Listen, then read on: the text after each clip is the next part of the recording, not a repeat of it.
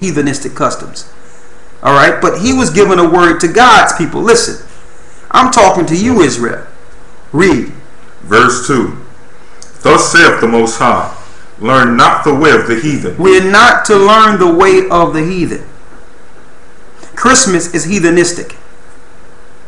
New Year's is heathens. Easter is heathens. There's nothing spiritual about it. Read. And be not dismayed at the signs of heaven. And do not be dismayed at the signs of heaven. That means looking at what's going on in the stars. Read. For the heathen are dismayed at them. The heathen are dismayed at them. They have no idea what the signs are saying right now, because the Most High are skewing the signs to deceive them into doing what they're doing. It's going to further work to their own destruction. So the Most High says, don't worry about when you see certain things in the stars. You can't go by that anymore. Read. Verse 3. For the customs of the people are vain. The customs of the people, that means the customs of the heathen are vain. They have nothing to do with God. Vain means nothing. Read. For one, cutteth a tree out of the forest. You'll see a tree everywhere. You turn on your TV, you turn on your computer, you go outside. You'll even see little emblems of trees and lights they'll just put on a pole. These are idols. These are customs, and it's Nimrod's celebration. And I want you to get the tree out of there too, out of the two Babylons. For one cutteth a tree out of the forest. Read. The work of the hands of the workmen. The work of the hands of the workmen. Read on. With the axe. With the axe. They deck it with silver and with gold. They do what? They deck it with silver and with gold. They deck it with silver and with gold. Silver tinsel, gold tinsel. This is your Christmas tree. Read. They fasten it with nails and with hammers, and that it move not. Go ahead. They are upright as the palm tree. They spake not. Go ahead. Thus needs they be born, because they cannot go. Be not afraid of them. So the Most High told us we cannot be afraid of this particular tree. We're not to fear the spirit of so-called Christmas. Now, how can they turn something so evil into a good thing now? We was once afraid of what happened if we didn't celebrate this day. How can something that was fearful to our nation now becomes something we readily accept? The Most High says, don't be afraid of that tree. It's an idol. Read.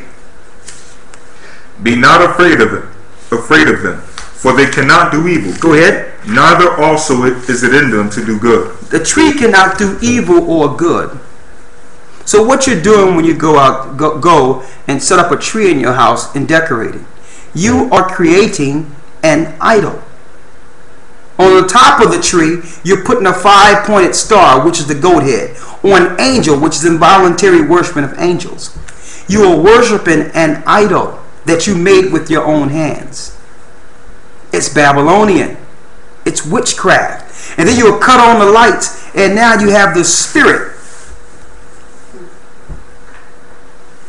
You have a spirit all up in your house, lights blinking and all these different spirits operating in your house. And you got the Christmas carols playing, casting a spell on everyone in the house. And one thing that I praise the Most High for is that we're coming to a time where our people are breaking that spirit. We're now walking away from those holidays. We're walking away from Christmas. We're not putting the same spirit we used to put in those particular days. And I thank the Most High for that. We're beginning to break free as a people. And now we're placing our spirit into the Most High.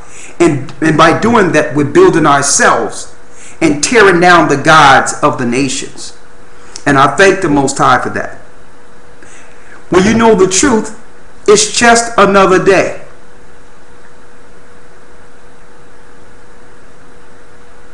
Okay?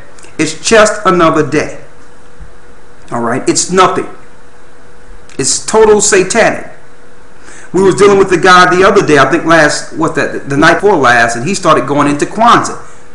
Now, you have people in Europe. They follow everything they see America do.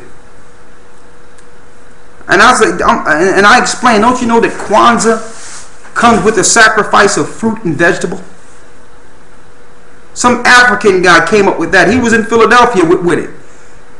Going down South Street with vegetables and sacrificing vegetables in the Schuylkill River for Kwanzaa.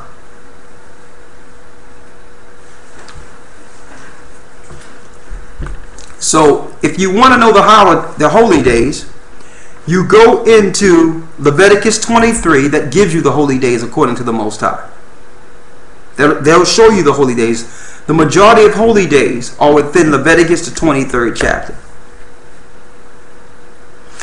Well, there is no reason that Christmas is on the Sabbath this year in particular. Okay, December 25th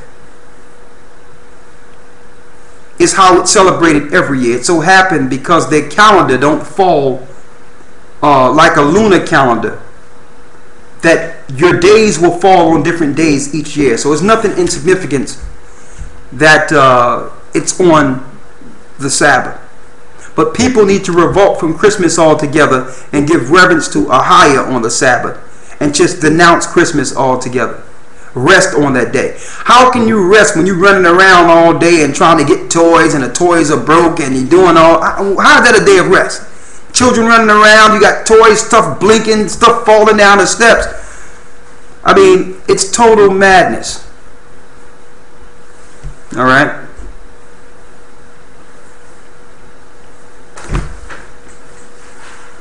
And I'll tell you this, based on the economy and what's about to happen, people will wish soon they had that money they put in Christmas. They're going to wish they had that money, believe me. You can't eat those toys. You can't you can't and the banks are laughing all the way to the bank. Okay?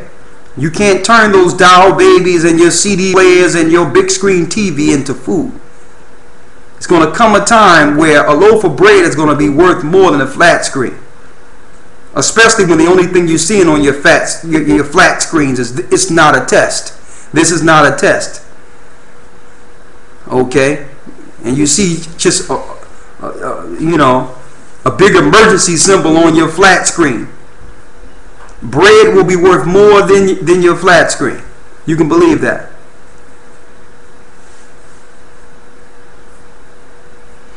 Someone said, can we eat chicken? Chicken is under the bird, the fowl family, not the beast family. Okay? Chicken is under fowl, not on the beast.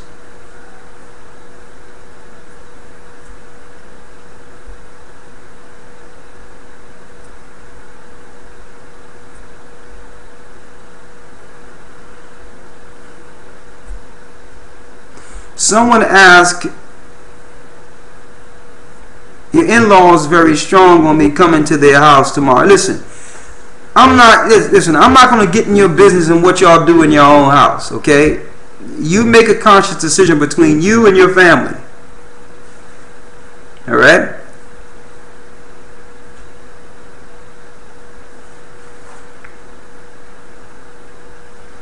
What's going on? What they say the water in Indiana? What's going on with the water in Indiana? It's causes cancer.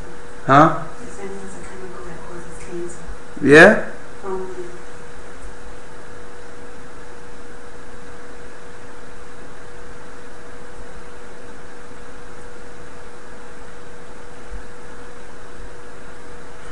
Okay. There's more, but I'm glad I went through it. I'll just open it up for questions before we break down. We're going to have an early night tonight.